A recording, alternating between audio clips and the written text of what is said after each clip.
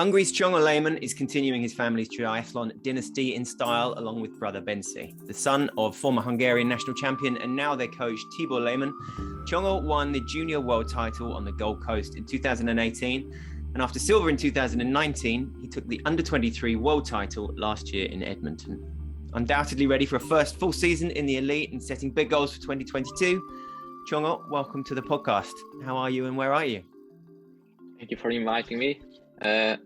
Currently, I'm at home in Tiszaujvaros in Hungary, so back to real training after some days of easy skiing. Nice. Is that a regular part of your off season, managing to get out and hit the snow? Yeah, usually we go just to relax a bit, and now because the season won't start too early, we thought that we have the opportunity to do it right now. Last year, sadly, we couldn't go, but yeah, it was really good to relax in the mountains, and it's also good for the sport as well, I think, because we're skiing like all day long, and it's a really good strength for the legs, and because of the clear air and the nice weather, it's also good for the health, I think. Yeah. Any cross-country skiing in there? I don't know if you caught any of the winter triathlon world champs at the weekend, but yeah, is that anything that's ever kind of intrigued you? Obviously, like you're quite into your mountain biking as well, right? So is there anything that might tempt you for a little different start to a season as well at some point? We used to do cross-country skiing, and yeah, I watched the winter triathlon as well. It was really good how I saw it on the pictures, and yeah, we stick to the cyclocross at these times, and of course running as much as we can at the hills, not too fast pace, because at this part of the preparation I think it's really good. And yes. Yeah. Yeah, so you're back in Tiszaujvaros, one of the hardest places on the circuit to spell and pronounce, but also, I mean, it's pretty much the home of Hungarian triathlon. Is that fair to say? It's been obviously a fixture on the World Cup circuit for a long time, the European Cup circuit, and yeah, it's what, a couple of hours from Budapest. It's it's a pretty small town, but has been central to triathlon for many years, right? Yes, I think we can say it's a quiet, sleepy town in Hungary, and not too close to the noisy Budapest. So yes, it's a really small town when there is no triathlon here, and yeah, I think we can say it's a really special and historical city in the life of triathlon.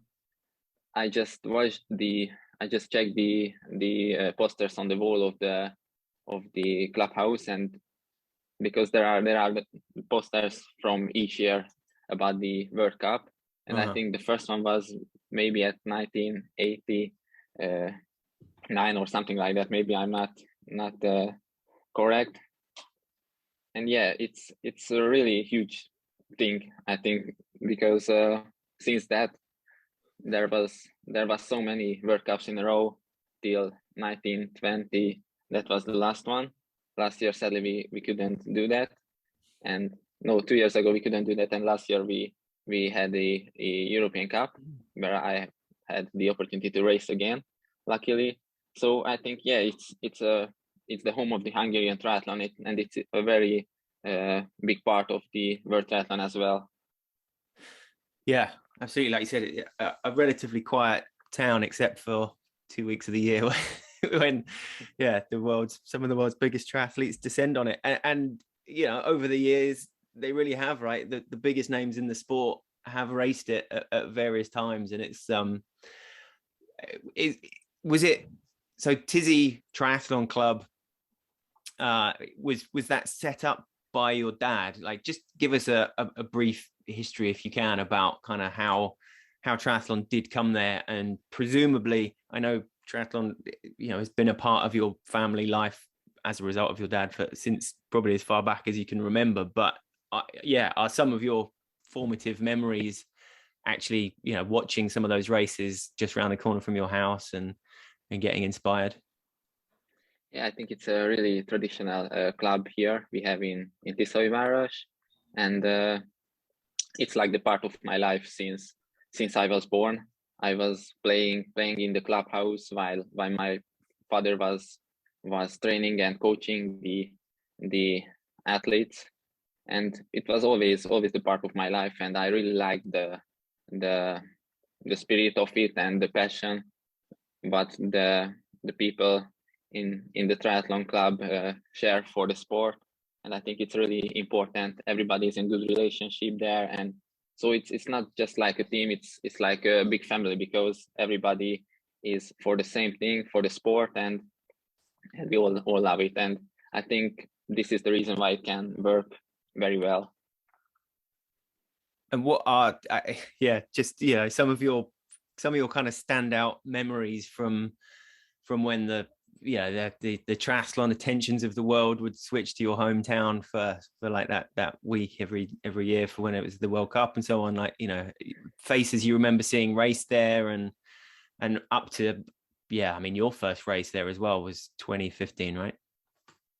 Yes, when I was just a little kid, this whole World Cup and this whole triathlon week was like Christmas for us, because we were waiting it so badly. It was always a very big thing watching those top athlete guys racing each other, and we were able to watch it from really from next to the track, you know. And we were also helping at the aid stations as well. It was like a dream coming true when they got the battle from us. So we were really in the organization and in it from the beginning. And yes, when I was watching them, I already knew that I want to do something like this, and I want to race here where all these guys are racing, and I want to be on the top like them. And when I had the opportunity to race there, like a homeboy, like a boy from the town, it's always a big honor, and it's nothing similar to that, to like other races, because usually many athletes do not have the opportunity to race in their hometown, and it always gives so much extra power on the race as well. And it's something different to race in front of that crowd, you know, and they cheer for us so much, for every Hungarian athlete, and especially for the athletes from the town. Yeah, I mean, you know, over the years, am I right in thinking Jan Frodeno raced there, Javi Gomez? Yeah, Javi Gomez were here many times, and he won, and yes, Jan Frodeno as well. And there were many magnificent sprints between like Kalefeld and Dimitri Gaj, so many unforgettable moments. Kind of surreal watching Jan Frodeno diving into the little lake in the middle of your town. I can imagine, like, it's a notoriously, for those who don't know it, the swim is pretty tight in there, isn't it, in that little lake? Yes, but I think at that time the swim was not in that lake, but in a close one next to a village in Tiszaujvaros. But it's kind of similar. It's also a small lake. Some athletes were, I think, walking at the swim because the water was not too deep. Or it was something like this. So it also had the same atmosphere like now, but maybe now it's a bit more intense because it's happening in a really small place just around the square and the lake. Yeah, so yeah, the last World Cup was 2019. No doubt there'll be hopefully some more to be had there. And yeah, it became quite a notorious for some good parties afterwards as well, right? Just it was definitely one that athletes were always like, oh, have you been? Oh, you haven't been? Yeah, you got to go. You got to experience it. And it was always kind of, what the heck goes on there? Yeah, but you had the opportunity to experience it some years ago, I remember. Yeah. Oh, for sure. Cool. Well, like I said, we have a few quickfire questions that we would like to rattle through. Okay, try my best. So start with your breakthrough race, the one that you walked away from feeling like you'd really kind of punched through and hit the mark. I think one of these races happened in Tiszaujvaros, and it was my first real World Cup in the last one when I really raced with the big names. The World Cup the year before was cancelled due to the storm, so this was my first chance to finish the final race, and I was just first year of my under 23 age group. So I was quite a rookie there, but I knew that I can be like in top 10 or something. But like I said, the crowd just pushed me to the limits. I was like, I can really kill myself in front of that crowd. So I almost did, and I was running with really big names, and it was like a huge experience. I came fourth at that time, just missed the podium by some seconds. So I was a bit sad about that, but at the end I was like, this is my first World Cup with the big boys, and it was quite a huge experience. I could do that in my hometown, in my home crowd, at my home crowd. So I was really happy about that, and that time I was thinking, if I do the hardest work I can, maybe I can reach the podium and be at the top as well. So that was a very, very memorable race for me.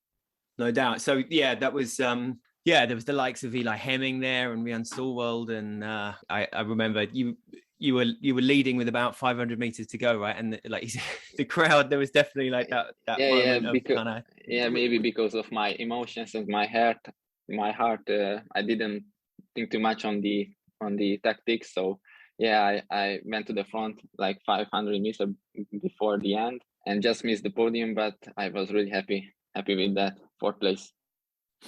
Yeah, and presumably one of those that you learned a lot from, right? You've got to do that at least a couple of times in your career, like go a little bit early so you know where that gauge is. And yes, I needed that to learn, you know. Totally.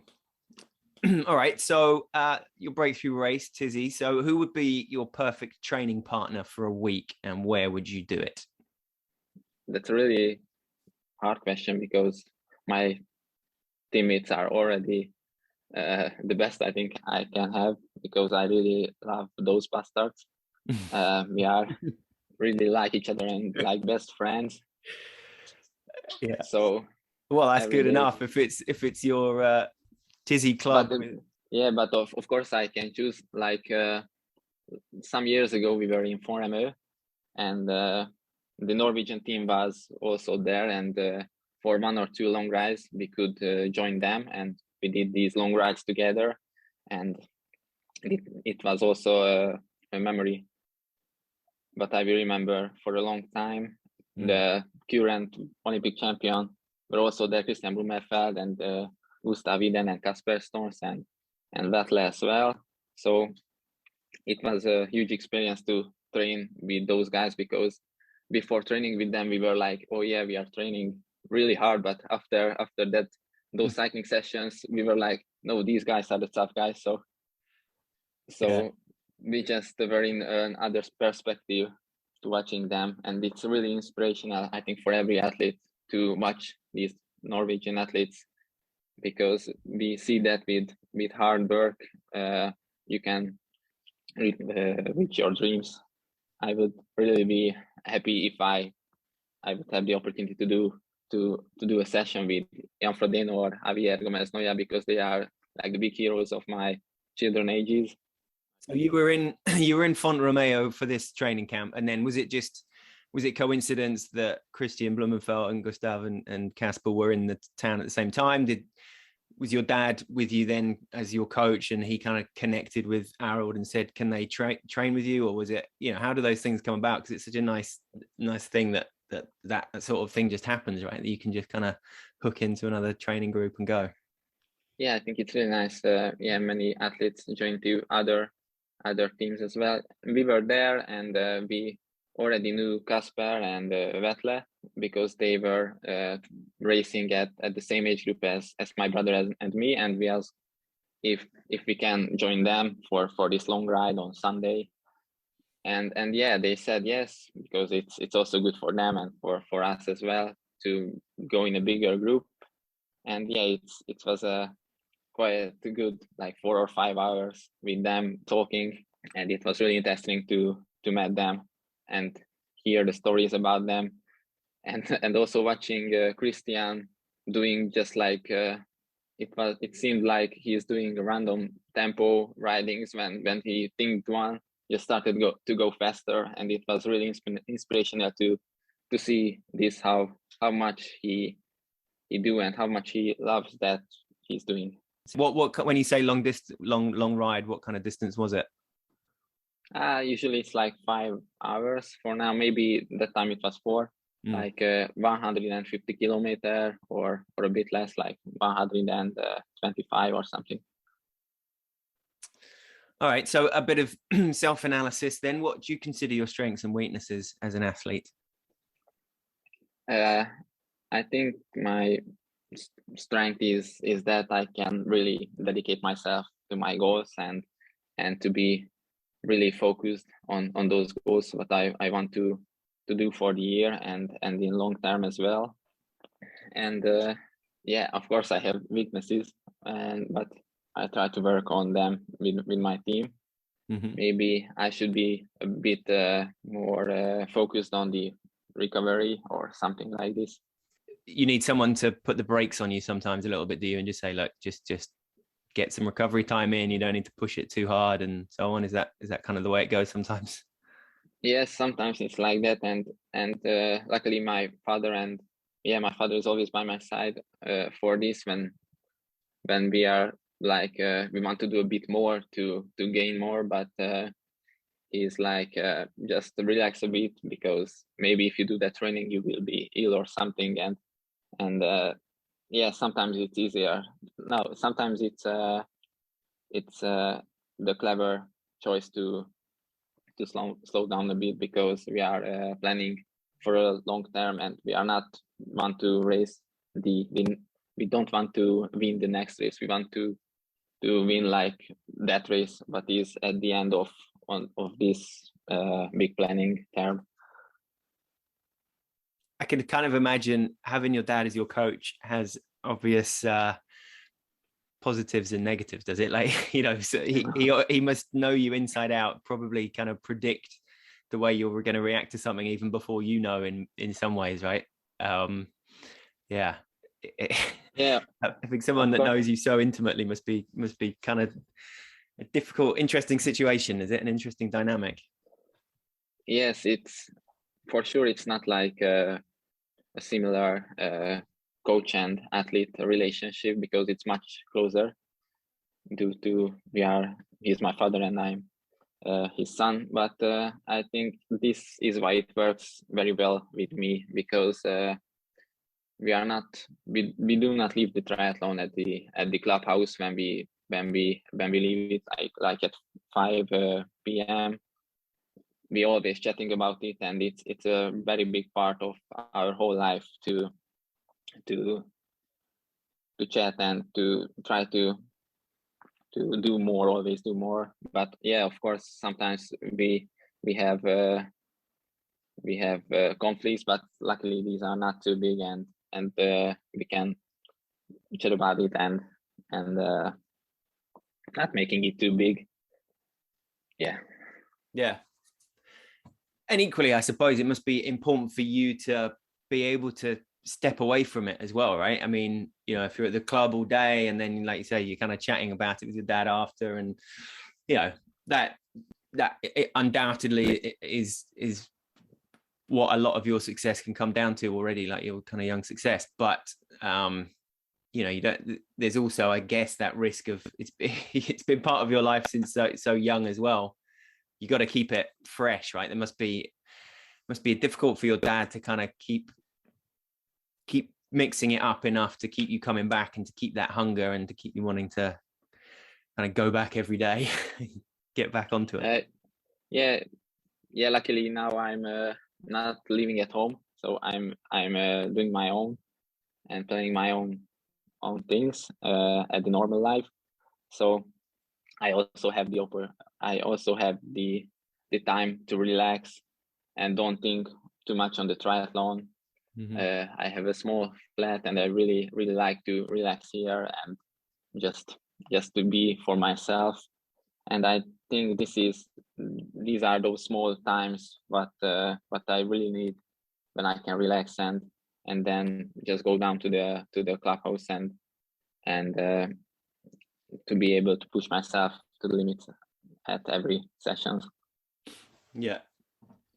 So what are your kind of hobbies? What do you do to switch off outside of the sport?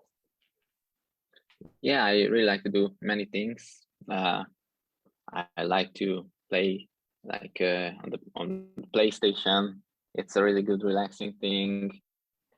I'm really into vinyls. I really like to listen music on my record player, and I'm kind of into antique things. I'm collecting them, and there is a huge antique market next to a city next to us, and I usually go there to look around and buy new stuff. So there are many hobbies what I do next to triathlon, and these things also turn me off, and I can relax with them. What's the record getting the most play on your record player at the minute then? What are you listening to? At the moment, I got a vinyl from the Black Sabbath, you know. Yeah. And I really like that. It's the NIB. And that's the most listened one at the moment. All right, and finally then, goals for 2022 and indeed beyond. What are you setting as your targets for this year? In this year, I will be 100% focused on the qualification to get points for the Olympics, and yeah, that's the long-term goal. And just for this year, I will try out myself at the World Championship Series, like I already did. But now I will have big plans as well, and I will do the Elite World Championship at Abu Dhabi. That's the main race, I think, for the season. And of course some World Cups as well, and to do as much Championship Series races as I can to try to be a top athlete in the elite field as well as I could at the under 23. Yeah. So, like you said, your Edmonton last year was your last race. You know, your last World Champs as an under 23. And you've had 3 WTCS now, right? Kind of, they've been pretty well spread out. 2019, you're first in Yokohama, and then 2020. Where was 2020? Lausanne? No, that was the. No, I had in 2020. I think I have 4. 2020 I had in Hamburg. The only one. Of course, that was the only one. And then almost another year gap until Leeds last year. So yes. I mean, how has that been? Obviously, or rather presumably that isn't like the ideal way of stepping into that, you know, that step up into the series, like doing one, feeling like you're mixing it with the big guys, and then having to wait another year and then again. So yeah, how did you feel about that situation, about those long gaps in between each one? Yeah, it was quite a huge experience. My first one in Yokohama, I got burned a little bit there because the step looked a bit too big from the category I raced in. But I think I needed that race to see how fast these guys are going and to know what to expect for the race on this level. So the result didn't come, but it was a great experience for the future. And yes, I think 1 year later I could race, or 2 years later, I don't know, I could race in Hamburg. That was my second one, It was a quite strange year because of the COVID virus. But there, I was like, I think I was more prepared, and I was much closer to the race for the top places. I was 15 there, and it was also a good race to learn and to see those guys racing again. And yeah, 1 year later was my next one at Leeds. It was 1 year ago. To Leeds, I went for experience, but I knew that I can be in pretty good position if I have a good day. So I didn't go just there to try out this level of racing, and it was a pretty tough race with a really hard cycling course, and I was really struggling to stay with the first group, but yeah, luckily I could finish the bike with them, so I was really happy about that. But then I was cramping on the run, but I could still finish, I think, 24th position, so I was very happy about that. I saw the process, so I knew that we are on the good way to step forward. And yeah, after that, my last race was in Abu Dhabi last year. That was also a really tough race because clearly I was out of my best shape, but it was still a huge experience as well as the earlier championship races. And yeah, it was good to check the course before 1 year of the World Championship there. And it's a really tough course, and the heat is also killer, but it was a nice race at all.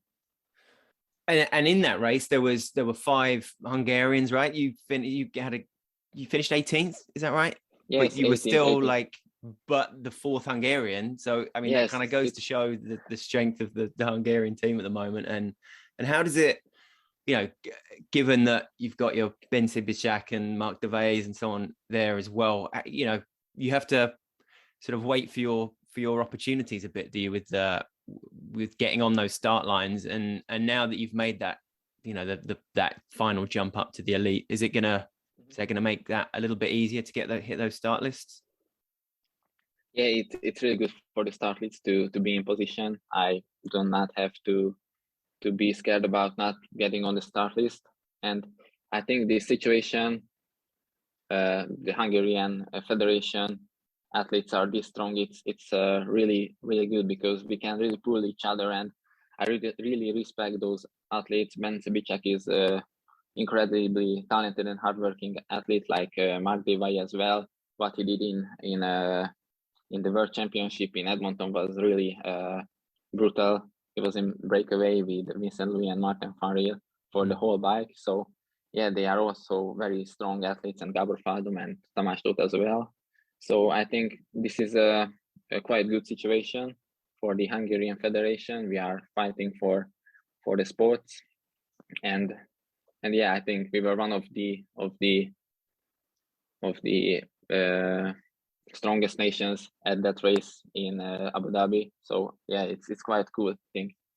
And yeah, I hope, and I'm sure I will be much stronger for the next year, and I can join this race at the top. Yeah, because I suppose if you look back to your, I mean, 2018 obviously was the Junior World Champs win, but every year has been like a very noticeable progression, right? The step to under 23, and then getting the silver in Lausanne, and in that like brilliant finish as well. And then obviously 2020, there was no under 23 world champs, but you still were able to kind of maintain that, at least have one WTCS in Hamburg. And it must be reassuring to it, at least from an outsider perspective, looking at your results and so on, at the end of each season, you seem to have been able to reflect on kind of progression, right? And you must feel like you've got momentum that's carrying you into each season and things to build on. But it looks like your trajectory has very much been a pretty steady one. Yeah, in the last many years, we always had the plan and the major race of the season, and I think our timing was always perfect because we really focused on that race. What is the major run of the year? So that is why I could won the Junior World Champs, I think, and it was a bit surprising to come second just 1 year after the junior one, but I knew that I can be on the podium if my legs are very good. But I was a bit surprised that this silver came.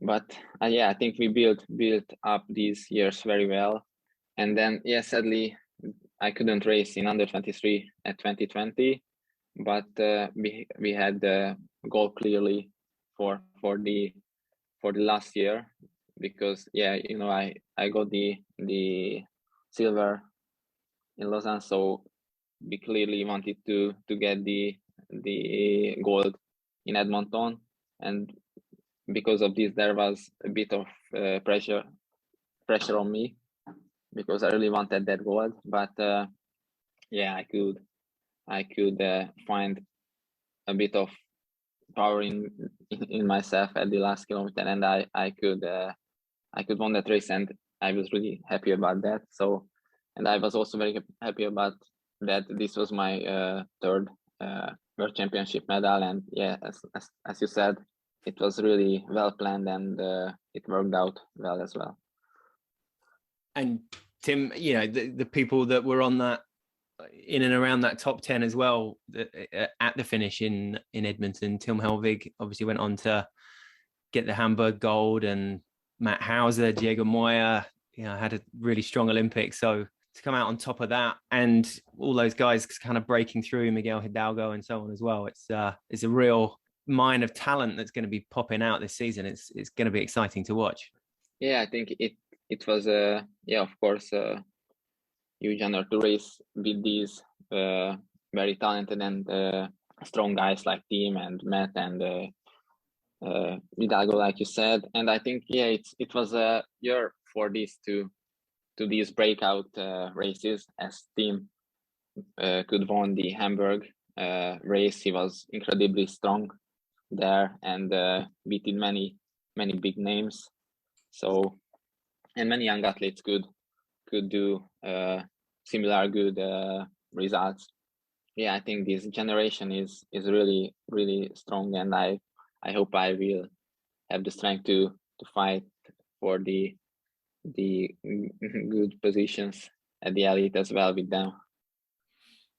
Your time for the 10K in Edmonton was only 15 seconds slower than Christian Blumenfeld's, right? In the so to be able to make those kind of comparisons, and also at the end of Karlovy Vary, one of the more brutal races on the course, and that you were obviously, even with 5K still to go on the run, like there was some pretty tired legs out there, but for you to know that you can kind of demand and get that extra out of your legs, out of those final couple of kilometers, has got to be it's a nice thing to know you've got in the locker.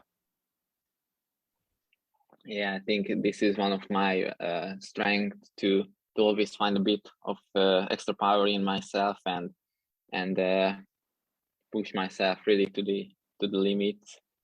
And I think this is one of my strengths. What can be useful at the future as well as it was in the past years. And is it, is a lot of that, like you said, that the planning of which races you're going to hit, and the kind of looking ahead to each season, do you leave quite a lot of that to your dad? Do you, knowing that experience is there, does he tend to sort of take the lead a little bit in that planning stage, and you just after the last few years, presumably the older you get, the more input perhaps you have. But given the way things have gone over the last 4 or 5 years, are you sort of quite happy to let him take the lead and make those decisions? No, as in the last like some years, we always do this planning together because he has the plan in his head what he thinks would be the best, but he needs my things as my thoughts as well. So we plan the season always together, and we chat a lot about it, but which races can be good or not really, and what steps we have to do to reach that goal, what we want in long term. So not skip any key races. And yeah, this is, I think this is why we are working good together, because it's like an equal situation, and we are both planning and thinking how could I be and how could I be better and faster, and what are those events, what is necessary at this road till the Olympics or till the big goal. And as far as the things being in place to enable you to do what you do, obviously the Hungarian Triathlon Federation is enjoying a lot of success at the moment, and as are you. But in terms of, just wonder, presumably you've got some pretty key sponsors on board that help just make the administrative side of it, the infrastructure getting to where you need to be, and it's not an inexpensive sport. So I just wonder, like, in terms of your own experiences of like finding sponsors, and for those looking to follow in your footsteps and so on over the next couple of years, like any advice on the importance, the ins and outs of sponsorship and what to look out for or even to avoid? Yeah, I have some major sponsors, and I'm really thankful for them for being behind me, and the Hungarian Triathlon Federation as well, what is always supporting me. I think as a young athlete, it's really not easy to find sponsors and to get a bicycle or a running sponsor or anything like that, because these sponsors may be like the bigger names, but has already achieved many good results. But I think if you really enjoy what you are doing and you really have the passion, the brands will notice that, and they will try to support you how they can. For me, I think in Hungary it's not an easy situation, because many brands does not have a Hungarian seller or something like that, and some athletes are struggling to get a bike sponsor. But I hope it will change in the future, so the athletes can be well treated. Yeah, you just gotta keep putting yourself out there and doing what you do, I guess, and hope that things. Yeah, maybe somebody will see and notice. Yeah, and then so are you going to be using like the next few months for some concerted training, and what are the first races on the schedule for you, and then it's that build up to Abu Dhabi, is it, that's really kind of your focus? I mean, this is a quite late season, but it's starting now. I mean, the races are really not at the early part of the year. My first one will be at the Living Indoor Triathlon. It's a really unique event, and I was racing there some years ago, and now I will again. I'm really excited about this one because Vincent Louis will be also there, and it's always a big honor to race the world champion next to him. So I'm really excited about this one. It will be a good training race for the season, and then I'm not sure yet which races will happen, but I will focus on the Arzahena World Cup. I think I can say that. Yeah. And then the World Championship Series, of course. Nice. So when is the indoor? When is Levin? It's 13th of March. Yeah, it will be a very full of action race, I think. Yeah. Does it? So your first experience of that was when? A couple of years ago. Yeah, it was a quite good experience. Like 2 years ago, I think Chris Perham won at that year. He was really quick on the run, and I could be on the second position, just sprinting with being one of my big idols, Pierre Lecour. He was the third one. It was a really big memory to race with him. So you kind of, that I would have sort of had you pinned as someone that standard Olympic distance would be your preference, but you're pretty adaptable. We've obviously got the Arena Games coming up in March as well. Is that something that you would quite fancy having a crack at as well then? Yes, I really like these very very short and very intense races like it will be in Levin, because I think at this part of the preparation it's really good. You can practice everything more times because it's a more round race, and it really helps you to be quick for the next mounts. Usually I start my season with sprint races like I did last year in Melilla, but yeah, and then at the half of the season I start the Olympic distances or something like that. But this year maybe I will be also competing at the Italian Grand Prix series, and they also have like a super sprint 2-round races, but it's also very good for preparation for me. So we will see what kind of races I do, but I really like those intense and fast races as well, and the Olympics as well. Great. Well, indeed then, good luck with all of that. We look forward to seeing you in Levin in 6 weeks' time or so. And yeah, it's been great getting to know a little bit more about, the stories behind the man. So really appreciate it. Thanks, Csongor. Thank you very much. And yeah, best of luck for the season. Thank you very much, and see you on the course. See you out there. Great.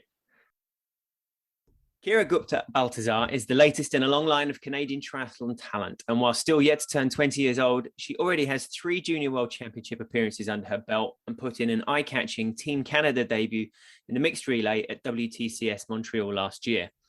Kira, welcome to the World Triathlon Podcast. How are you and where are you? Thank you so much for having me. I'm doing well. I'm currently in San Francisco, California, studying biology and also training here as well. This is only my second semester here in San Francisco, as last year due to COVID, I traveled to Arizona to train instead. Right. And how's it all going? How is the University of San Francisco life? It is very good. It's very exciting. I never run out of things to do when I'm not training. And the training here is also really good. It's kind of unexpected for such a big city, but there are so many great areas to run and ride just over the bridge and within the city as well. I mean, you've been doing triathlon for a very long time, right? I think I read somewhere literally since you were 3 or something. Well, not exactly. So I did one local race every year. It was Barry Shepley's little kids race. I did that once a year starting from the age of 3, but I didn't start training for triathlon until I was about 16, actually. Mm-hmm. I was a swimmer and a soccer player, so I think that translated fairly well into triathlon because I had a swimming background and a little bit of a run background as well. Around 15 was when I reached out to him to kind of take that transition from swimming over to triathlon. And since the age of, I think it was right before I turned 16 that I made that full transition into complete triathlon training. So, you got used to obviously one style of coaching with Barry in Canada, and then moving to to the university there. How was it in terms of getting used to a new group, new coach, new techniques and so on, presumably as well? I mean, it was a big change going from training just kind of on my own and with a team, but really just for myself. And then coming here and training under a coach with 8 or so other girls. And so I wasn't really the main focus anymore, but I think it's been a pretty smooth transition because I still work with Barry on the side, and the coach here has been really awesome and supportive about my world triathlon goals as well. And so it hasn't been a hard transition at all.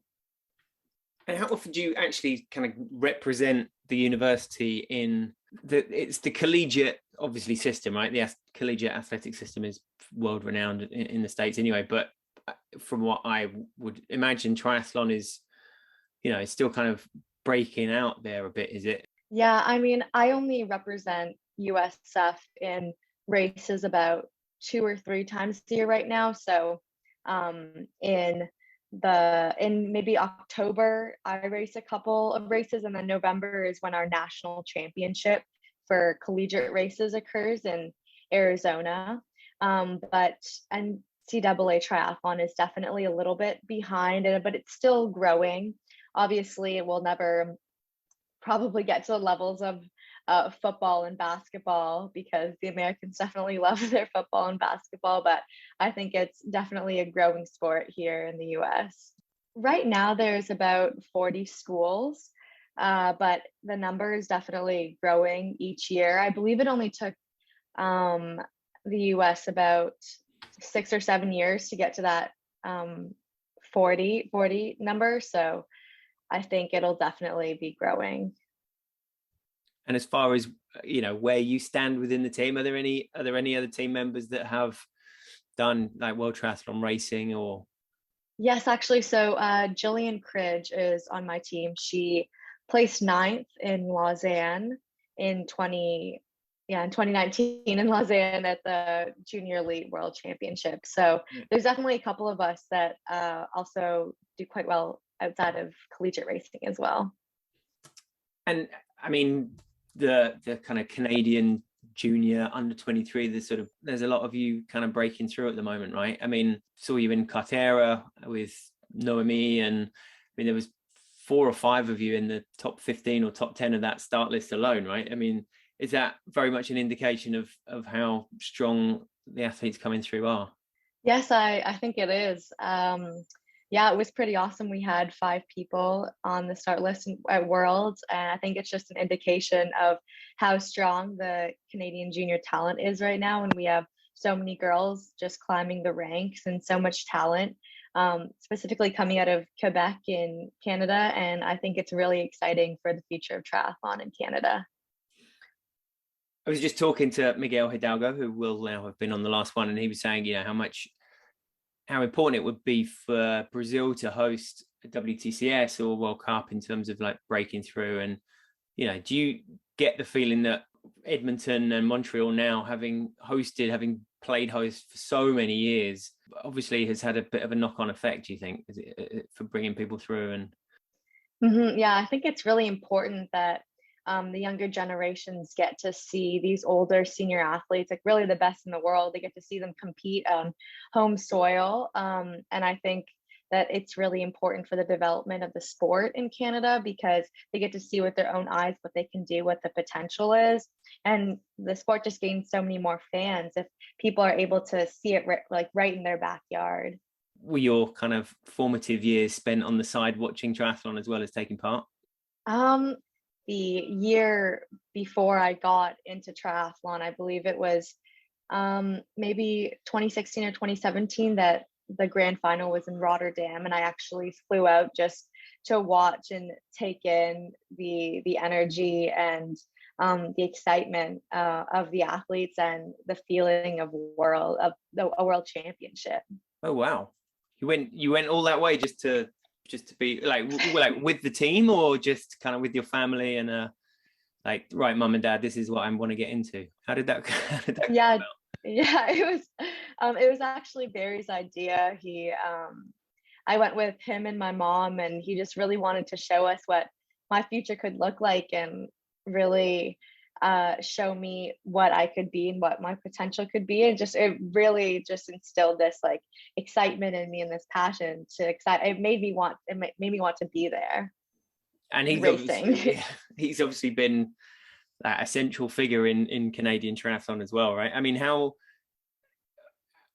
presumably he just sort of exudes experience that you just kind of soak up and so on. But does he work with any of the other athletes that were in Cortera, for example, or are you the lucky one for as far as? Yeah, I guess I would be considered the lucky one, because he mainly works with age group athletes right now.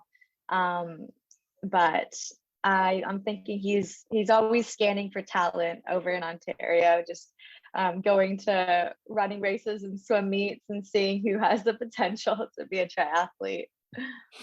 I guess from that Rotterdam watching, and from that moment to Montreal last year, standing on a start line wearing the Canada colours and representing the country for the mixed relay in the space of 4 years is a pretty impressive trajectory. Thank you. Yeah, it's really been a short journey so far, but it feels like forever since I was standing on the start line in Gold Coast. I feel like I've come such a far way, yet there is always more to improve on as well. When you got that call up, then how did it come about when you got the message saying, Kira, we want you on the team for this race in Montreal? Yeah, I put my name in. Just, I figured it was a little bit of a long shot because I'm still quite young and don't have many accolades under my belt, but I think they are looking for some fresh legs and some younger talent, and just wanted to see how I would do. And yeah, I think it went pretty well. It was definitely really exciting to be on the start line with some of the names that were racing, and it was just going in there and seeing what it was like. And it was definitely a tough race, but it really showed me what level I have to be at to be competing with those top girls. Yeah, well, and yeah, you're lining up with Taylor Spivey and Emma Jackson, and then you come out of the swim, turn around to see them sort of 10 seconds back. Yeah, I mean, I obviously knew that a lot of these girls had raced 2 or 3 times a couple of days before, and I had just come fresh out of quarantine. But when I was running out of the water up that hill into transition, and just seeing all the spectators and the fans lining the stands up above me and just cheering, it was definitely a surreal experience and reminded me really why I do triathlon, and I'm so honored to represent my country. And then I guess like just seeing the way that they were still able to attack the bike and then the run, it's obviously it's great to have those positives, but equally it's great to have those moments, I guess, is it, where to see where that bar is, I guess. Yes, definitely. It was definitely a humbling experience, seeing that they could still push so hard after having a tough weekend. And I definitely made some mistakes, and it was definitely a great learning experience. And definitely mixed relay in the super sprint is something that I see in my future. So I learned quite a lot, and I'm really excited to get back out there and show what I've been working on. I guess as soon as you have that taste of a WTCS, part of you is just going, I got to get more of that. I got to get more of that. But at the same time, yeah, you just got to, it's just a case of getting as many races under your belt as possible. And actually, as a part of the master plan from Barry, for example, is it to maybe actually step back from WTCS again for a while, even if the start lines were achievable by, depending on how the Canada process went? Yeah, I think right now my plan is just to take every opportunity as they come. Obviously, I'm still quite young and don't have a lot of that experience, so it's definitely important for me to keep racing the Continental Cups, and and, getting that experience and doing well in those. And then, kind of moving up as I can into World Cups. And then whenever Triathlon Canada needs me, I'll be ready to go. I think that just every experience is meaningful, no matter what kind of race it is, because you can learn something from every course, different athletes on every start line. So I'm definitely excited for the prospect of racing some more WTCS events, but I definitely think it's important to take a step back and get that experience first as well. And you haven't done a World Cup yet, have you? No, I have not. No. So would that be like a target for 22, or are those kind of things a bit out of your hands? Like you'll apply you put your name in the hat for several races and just see what happens? Yeah, I mean, I hope I get on some World Cup start lines this season just to see what that kind of racing is like. But yeah, everything is kind of up to chance right now with COVID and everything going on. So I can throw my name in the hat and kind of see what happens. Are you, as far as COVID goes, are you able to throw your hat in the bag in the cat hat? Are you able to, can you travel outside of Canada easily enough at the moment, or are restrictions still quite tight? There are definitely still some restrictions, but they've eased them up a little bit. And so I have plans to travel this summer to race in Europe, and I should be able to get into the country quite easily as well, because they've lifted a little bit of the restrictions. It's still a bit hard to book pool time and stuff like that, but as an elite athlete, it's a little bit easier to get by, get some exemptions, which has been really nice and really helpful as well. Yeah, well, no, I bet, because I mean, from Lausanne Grand Final to, well, it was basically a 2-year period where you were kind of off the start lines, right? Were you able to still, were there smaller races that you were able to do? How difficult was that period for you to kind of manage? Yeah, I mean, I think I developed a lot as an athlete during COVID, although I was forced to take a step back from World Triathlon racing. I entered some local racing that was really helpful to help build my confidence. And I also just really, really worked on what I needed to work on in Lausanne. Obviously, I knew that my running wasn't up to par with where it needed to be. So that is really what I focused on for 2 years. I was just, I knew where I needed to be. And so I trained at that level. And I think it really paid off. And although it was tough to see a lot of my competitors out there racing and getting points, I knew that in the long run, it was really important for me to, just keep my head down and keep training, because I know that that one day I'll be on a start line again. Yeah, and I suppose it's a little easier to reflect on that now as well, isn't it? But at the time, a year can feel like forever, can't it? And I mean, how did you sort of cope generally as a person, in terms of the frustration and so on, and a lot of time for sort of self-reflection or analysis that can be good and bad as well, right? I mean, how do you sort of look back on that period? I think the beginning of COVID was definitely the hardest. I was in my senior year of high school, and it definitely felt really isolating to have to stay at home. And I felt like I was missing out on so much, like my graduation and my prom. And I felt really bad for myself. But, the pandemic and quarantine forced me to stay home and spend more time with my family and my friends and set goals for life after COVID. And so I think that ultimately that experience ended up being a really positive one for me, because I was able to really take a step back, and I was forced to slow down from, school and training and just balancing all that. And I could really just focus on myself and, take care of my mental health that, had kind of fallen a little bit after being so busy in high school, just just with so many goals and so many things that I had to do. So I think that it was actually a great experience for me. I mean, for me personally, I know that it was very hard for the world, but I'm really grateful that I had that opportunity, and I'm grateful for the opportunities that I had during the pandemic.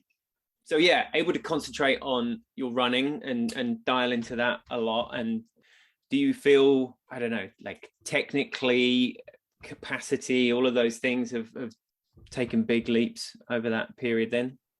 Yeah, I definitely worked on my biomechanics over COVID. I was a very big heel striker before, and I tried to fix that, and I did that pretty well. And that also helped a lot of the injuries that I had been working through during my junior years. So I definitely just worked technically on my run, and then just building up my mileage as well was another key factor there. So you've kind of quite fundamentally changed your running style, have you? Is that something that was analyzed at the university? Is that something you would do with your coach? Well, it was actually done at home with like my club team and Barry back home. But I think for anyone dealing with a lot of injuries like I had pretty bad shin splints for about 4 years or so. And so I would definitely recommend anyone who has been experiencing sort of chronic injuries to get that checked out, because it was definitely a huge eye opener for me. Yeah, those little things, I guess, that you can bring in that make the world a difference, do they? Yeah, I'm a huge believer in, fixing the little things, because they're just going to give so many long-term gains. And once I figured out that the heel striking was a cause of my shin splints, and it also just, in my case, slowed me down a lot. And so when I started striking with more of a midfoot, it was like, wow, this is how it's supposed to be. This is how it's supposed to feel. And so are you also, you said you were kind of increasing the mileage as well. Is that with the view, obviously, like your first Olympic distance races will probably, well, certainly come over the next couple of years, possibly this year, or is that something that you would rather hold off a bit on as well? I mean, I've raced one Olympic before in September of 2020 at in Ontario. The Canadian Pro Triathlon Championships, which is the PTO backed event, was held near my house actually. And so I was on that start line just for a little bit of fun, to see how an Olympic would feel. And it was quite hard. The bike and the run were just getting through it, but I have definitely ramped up the mileage a little bit in the last 2 or 3 months or so. So I think I'll focus still on getting the sprint and the super sprint distances down packed for this year, but maybe in the later part of the year, see if I can do a couple Olympic distances, and maybe get on the U23 World start line as well in November. And that will be Abu Dhabi. You said like the run and the bike was difficult, but as far as just, doubling the length of the swim as well, presumably you probably went out quite hard and fast early on, regardless of what you've been telling yourself to do or not do, right? So how did that pan out as well on the swim? The swim, I always try to take advantage of the swim, and doubling the distance is definitely to my advantage. So my mindset was always just, see how far out I can get, and don't really look back until I'm on the bike has always been my goal, really, because I know that I can use that swim to kind of get out in the front of the race, and try to drop as many girls as I can. Presumably, like the bike is something, is it that Barry is specifically working on quite a lot? Is that a focus of the training at the moment? And what are the gains that you can make, the sort of I suppose the easy wins? They're not going to be easy wins at this stage already, but where are the focuses exactly within the bike? So here at the university, the coach has kind of just been ramping up the miles on the bike rather than the intensity. So it's her strategy is ramp up the miles first and just more hours spent on the bike seat. It is quite hilly here in San Francisco, and there's lots of climbs, which have been really good for my riding as well, and just make me a more powerful athlete, which will be good for the Olympic distance. But yeah, I definitely take advantage of those hills, and I think that it'll really pay off even on flat courses as well, because I can just push more power. Were you there for most of the off season as well? Presumably going back to Toronto, middle of winter, that's going to limit opportunities for biking. So were you just back to San Francisco as early as possible, or did you not even go back? Yeah, I actually spent a month at home in Toronto over December just to see family over Christmas, but it was definitely nice to come back to San Francisco and be able to train outside without it being negative 30 degrees Celsius and snowy. But it was definitely a time to just take my mind off of like intense training and focus on building more of a base and spending time with my family at home, because I know that the upcoming years will mean more racing and more training camps away. So it was nice to kind of sit back for about a month or so. Great. All right. Well, we have been asking everyone on these breakthrough interviews the same few questions. So I'd like to rattle through these, if that's all right with you. So what do you consider your breakthrough race / best results so far, be it literal or just personal? I'd say my best result so far was this past November NCAA Nationals, where I took the individual title, and it was less so the title, but more so just what I had gone through to get there. It was my third weekend in a row of racing, and I was really mentally and physically drained with all the travel and all the expectations that had been leading up. So I was really happy to get that title for myself and for my team as well. And I think it really showed how hard I've been working as well. Because previously in World Triathlon races, it had been, I would swim and I would be at the front of a race and then be with the pack on the bike and then get dropped on the run. But in Arizona at Nationals, I swam, biked, and ran at the front, and it was a really just like self-assuring moment for me, and I'm really, really proud of that. And to do it in the backyard of Arizona, who, by the sounds of it, are pretty much they got a bit of a track record there, haven't they? So that was the first title going to San Francisco. Yeah, I was really excited about that, to just kind of break ASU's streak for a little bit. I mean, I was still the 5th Canadian, so I'm happy to continue that streak. Nice. 5th in a row that's won that in which is a USA only event. Yeah, so you're treading a well-worn path there. Yeah, with I think Hannah Henry and Kyla Roy have kind of taken turns with winning that title. Okay, and so who would be your perfect training partner, and where would you do it? I'd have to say that my perfect training partner would be Flora Duffy, for the obvious reasons, and just because to me she's such an inspirational athlete. I mean, she's 34, 35 years old, and she's had to overcome some injuries, and I just would like to spend some time with her and really pick her brain about everything she knows, everything she's been through, and how she handles all that expectation and pressure.